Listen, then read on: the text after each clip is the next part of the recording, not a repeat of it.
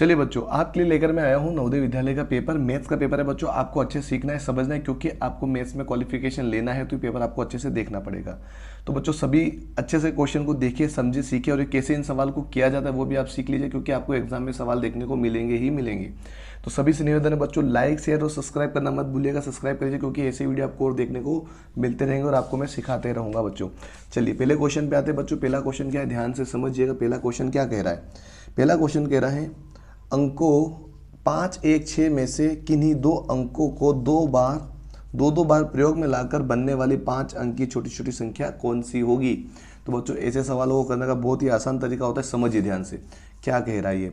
ये कह रहा है कि भाई हमारे पास 5 है और एक अंक 6 है और एक अपने पास यहाँ पे एक और अंक है 6। ठीक है, 5, 1, 6 हमारे पास 3 अंक है, उसमें से 2 अंक हम दोबारा यूज़ कर सकते हैं। 2 अंक हम दोबारा यूज़ करेंगे। अब ये बताओ बच्चों, 2 अंक कौन से हम दोबारा यूज़ करेंगे? तीनों में से कोई से 2 अंक हम दोबारा यूज़ कर सकते हैं। अब जब हमको छोटी बनाने तो छोटे वाले 2 अंक ले लेते हैं।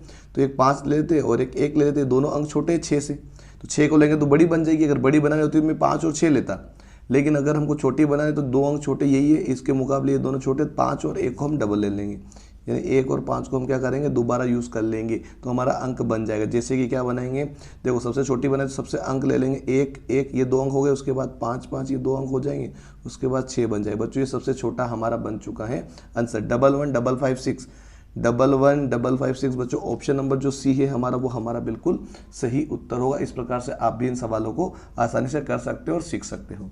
चलिए बच्चों सब्सक्राइब करना मत भूलिए, क्योंकि आपको ये सवाल हम सिखाने वाले बेहतरीन तरीके से। चलिए बच्चों नेक्स्ट क्वेश्चन देखिएगा।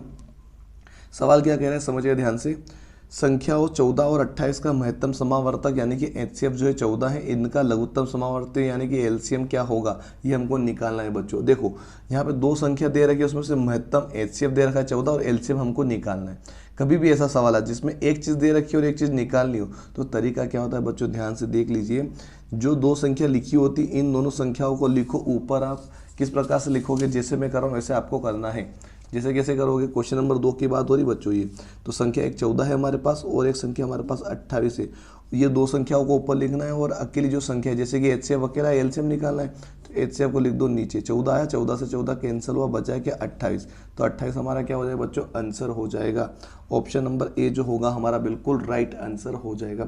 बहुत ही आसान है बच्चों, शॉर्टकट तरीके से मैं आपको सारी चीज़ सिखाने वाला हूँ, तो आपको वीडियो को अंत तक देखना और ये एग्जाम में सवाल पूछे जाएंगे, ये ध्यान रखना है आपको। चलिए बच्चों क्वेश्चन नंबर 3 पे आ रहे हैं हम। क्वेश्चन नंबर 3 देख लीजिए बच्चों, क्या होगा ध्यान से देखिएगा। 4 अंक की छोटी से छोटी संख्या जो 2, 3, 8, 10 से पूर्णतः विभाजित हो, वो कौन सी बताना इन चारों ऑप्शन में से। देखो बच्चों छोटी से छोटी की बात करें बच्चों, सबसे छोटा तो ये दिख रहा है हमको, है ना। और बच्चों हमको ये देखना पड़ेगा कि क्या ये चारों अंक से ये अंक कट पाएगा, वो हमको देखना पड़ेगा। तो बच्चों सबसे पहले मैं 2 का नियम आपको समझा। 2 का नियम क्या होता है, पीछे सम संख्या होनी चाहिए, इकाई का अंक सम होना चाहिए। 2, 4, 6, 8 या फिर 0 होगा तो चलेगा। तो 0 सभी में ऑप्शन में, यानी 2 से तो सभी ऑप्शन यहाँ पे डिवाइड हो रहे हैं, तो ये ऑप्शन छोड़ दो। 3 का नियम लगा दो। 3 का नियम क्या होता है बच्चों, जोड़ने पर 3 से वो विभाजित होना चाहिए। जैसे 1 और 2 3 होता है, तो 3 से कट जाएगा, बिल्कुल कट जाएगा। 1 और 6 3 कितना हो जाएगा, 7 हो जाएगा। तो ये 7 जो है 3 से नहीं कट पाएगा, तो ये ऑप्शन गलत हो गया। 1 और 8 9 हो जाएगा, 9 3 से कट जाएगा, बिल्कुल कट जाएगा। 1 1 2 4 हो जाएगा बच्चों, ये भी नहीं कट पाएगा। तो ये 2 ऑप्शन तो हमारे हो गए बाहर। अब बचा ए और सी। अब बात करते हैं बच्चों 10 का। 10 का नियम भी लग रहा है, पीछे 0 0 रहा है। 8 का नियम लगा लेते हैं बच्चों। 8 का नियम क्या होता है, पीछे के 3 अंक, जैसे यहाँ पे 3 अंक 0 2 0 है, यहाँ पे 3 अंक 0 0 8 0 है ना। तो यहाँ पे कौन सा अंक 8 से कट पाएगा बच्चों, तो ये 20 नहीं कट पाएगा, 80 कट पाएगा, यानी कि 20 जो है हमारा आंसर नहीं हो पाएगा, यानी कि पहला ऑप्शन हमारा गलत हो गया। ऑप्शन नंबर सी हमारा क्या हो, करेक्ट होगा। 1080 8 से विभाजित होगा। 2 3 10 से तो ये दोनों विभाजित हो रहे थे, लेकिन 8 से केवल ये अकेला हो रहा था, हमको चारों से करना है, तो ऑप्शन नंबर सी ही हमारा करेक्ट बनेगा। चलिए नेक्स्ट क्वेश्चन पे आते हैं बच्चों। अगला क्वेश्चन ध्यान से समझिए बच्चों, ऐसे सवाल आपको गुमराह कर देते हैं, गलत आप कर देते हो, इसलिए सवालों को अच्छे से देखा करें, सीखा करें, समझा करें। और लाइक नहीं किया तो लाइक फटाफट से कर दो, सब्सक्राइब नहीं किया सब्सक्राइब कर दो। और अगर आप हमारे लाइव बैचेस लेना चाहते हो, जो कि आप स्मार्ट बोर्ड के माध्यम से एप्लीकेशन पे हमारी क्लासेस चलती है, तो दिए गए नंबर पर हमें कॉन्टैक्ट कीजिए। मैं नंबर यहाँ आपको एक बार शो कर देता हूँ, मैं बोल भी देता हूँ।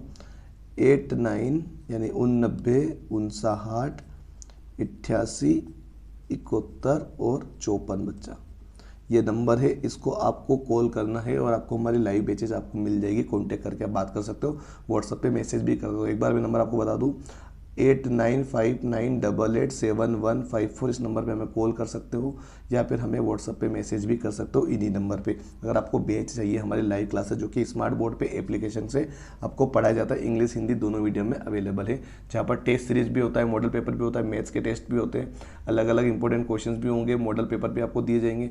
तो वहाँ पर अन्य सुविधा है बच्चों, मात्र कम फीस में आपको मिल जाएगी कोर्सेस। चलिए बाकी हम आते हैं वापस चौथे वाले क्वेश्चन में हमारे।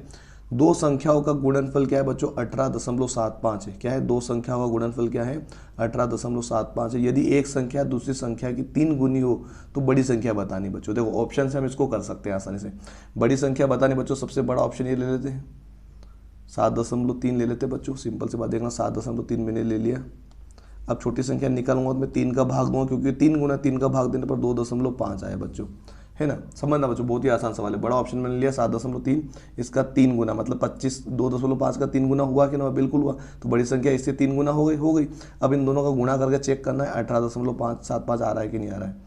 तो 75 का गुणा हमको करना है 25 में, बाद में दो संख्या के बाद दशमलव लगा देंगे। 25 का 5 हाथ सिलाया 2, 5 तो 35, 36 37 गुणा लगाएंगे, 5 2 10 के 0 हाथ सिलाया 7 2 14 और 1 15, 5 7 8 और एक दशमलव लग गया दो संख्या के बाद बच्चों 18.75 बिल्कुल आ रहा है, इसलिए हमारा ऑप्शन नंबर डी ही राइट होगा। और आप यहाँ पर भी समझ सकते थे बच्चा, अगर मान लो 4.5 में लेता तो इसका 4.5 को अगर मैं छोटी संख्या निकालूंगा या बड़ी संख्या मानूंगा, क्योंकि बड़ी संख्या हमको निकाली, बड़ी संख्या इसको अगर मैं लूंगा तो छोटी संख्या 1.5 है, क्योंकि इसका 3 गुना करेंगे मतलब कि भाग 3 का दूंगा तो छोटी संख्या 1.5 होगी। 1.5 का 3 गुना ये होता है, इन दोनों को गुणा करने पर ये नहीं आ पाता, इसलिए ऑप्शन सीधे बड़ा ऑप्शन ही हमको चूज करना है।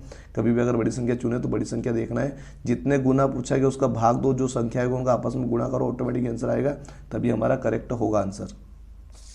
चलिए नेक्स्ट क्वेश्चन है बच्चों, बहुत ही आसान सवाल है, ऐसे सवाल पूछे जाते हैं लेकिन आपको सीखना पड़ेगा। 3 गुणे में 0.3 गुणे में 0.03 गुणे में 0 गुणे में 30 बराबर है। तो बच्चों सिंपल सी बात है, दो गुणे के बीच में अगर 0 आ जाए या फिर आखिरी संख्या जो होती है पूरी 0 हो तो भी उसका आंसर 0 बन जाता है। यानी कि अगर इस प्रकार से भी सवाल होता है और आखिरी संख्या भी 0 आ जाए तो भी हमारा आंसर 0 होगा। यानी गुणे में अगर 0 आ जाता है, ऐसे नहीं कि 30 के पीछे 0, ये नहीं, पूरा 0 होना चाहिए गुणे में, पूरा 0, पूरी संख्या गुणे में होनी चाहिए और 0 होना चाहिए, तो पूरा का पूरा आंसर 0 बन जाता है। 0 सभी को 0 बना देता है, सिंपल से बात समझिएगा, है ना। तो इसलिए इसका आंसर कौन सा होगा? ऑप्शन नंबर डी हमारा राइट होगा। चलिए बच्चों क्वेश्चन नंबर 6 पे आते हैं। क्वेश्चन नंबर 6 को समझिए, 84% बराबर होता है बच्चों, आईएमपी क्वेश्चन है, ऐसे सवाल बार बार पूछे जाते हैं। क्या है सवाल? 84% के बराबर कौन है, ये आपको बताना है बच्चों। 84% के बराबर कौन है? देखिए बच्चों यहाँ पे, अब 84% का मतलब होता है 100, वो जिसके साथ लिखा हुआ है उसी के नीचे लगाते हैं हम 100। ठीक है बच्चों, अब ये 100 हो गया। अब ये बच्चों कट रहा है 2 से, क्या ये ऑप्शन में है? नहीं, ये ऑप्शन में देखो 42/100, 42/50, 84/, ये तो गलती हो गया, ये ऑप्शन तो गलती हो गया बच्चों। सी वाला ऑप्शन तो कहाँ से? 225 तो नीचे आएगा ही नहीं। अब यहाँ पे 2 से कट रहा बच्चों, 2 से काटेंगे तो 42 आ जाएगा, नीचे आ जाएगा 50 के। ये ऑप्शन में बिल्कुल है बच्चों, ऑप्शन नंबर बी, 42/50 ऐसे लिखा हुआ है, इसका मतलब यही होता है बच्चा। ठीक है, तो ऑप्शन नंबर हमारा कौन सा होगा? बी बिल्कुल राइट आंसर हो जाएगा। चलिए बच्चों लास्ट क्वेश्चन आज का देखिएगा ध्यान से, अच्छा क्वेश्चन है बच्चों, ये एग्जाम में प्रीवियस ईयर में पूछे गए हैं, ये सवाल बहुत ही ज़्यादा इंपॉर्टेंट और इस बार भी पूछे जा सकते हैं। तो आपको सीखना है, लाइक नहीं किया तो लाइक कर दो, शेयर नहीं किया तो शेयर कर दो, सब्सक्राइब नहीं किया तो सब्सक्राइब कर दो। और अगर आप हमारी बैच लेना चाहते हो बच्चों, दिए गए नंबर पर कॉन्टैक्ट कीजिए, मैं आपको फिर शो कर दूँगा हमारे नंबर, इस नंबर पे हमें कॉन्टैक्ट कीजिए, 8959887115 पे हमें कॉन्टैक्ट कर सकते हो, मोबाइल नंबर के थ्रू कॉल कर सकते हो या फिर व्हाट्सअप पे मैसेज भी कर सकते हो। चलिए बच्चों आज का लास्ट क्वेश्चन इस वीडियो का माध्यम से हम सीखेंगे। चलिए बच्चों देखिएगा, एक व्यक्ति ने एक टीवी खरीदा 18,200 में, उसने इस टीवी की मरम्मत में 1,800 रुपये खर्च किए, वह उसको कितने में बेचेगी, उसको 3,000 का लाभ हो जाए। बच्चों देखिएगा, अगर आपको एक टीवी लेके आते हो 18,200 में और उसमें आप खुद खर्चा करते हो तो आपका ही खर्चा हुआ ना। मान लो उस पर कवर ववर चढ़ा लिया, जो भी किया आपने, तो वो खर्चा आपने किया।